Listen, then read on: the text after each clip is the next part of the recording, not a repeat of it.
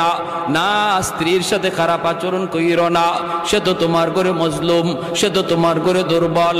তুমি স্ত্রীর সাথে খারাপ আচরণ কইরো না, তুই তুকার কইরো না, মারধর কইরো না। আল্লাহ বলে আশিরু হুন্না বিল মারুফ, তোমরা তোমাদের স্ত্রীদের সাথে ভালো আচরণ করো। আমি আল্লাহ তোমাদেরকে উপদেশ দিচ্ছি। কারণ এই মেয়েটা বাবার ঘরে ছিল, ভাইয়ের কাছে ছিল। মা বাবা ভাই বোন সব সাইরা স্বামীর হাত ধরে অচেনা অজানা জায়গার মধ্যে চলে এসেছে।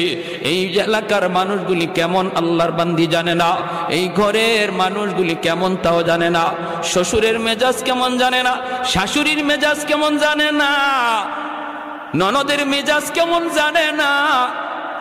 সব কিছুকে মায়ার মানুষ, মহব্বতের মানুষগুলাকে পর কইরা অচেনা মানুষগুলিকে আপন বানাইয়া যেই মহিলাটা চিরদিনের জন্য স্বামীর হাত ধরে আসলো।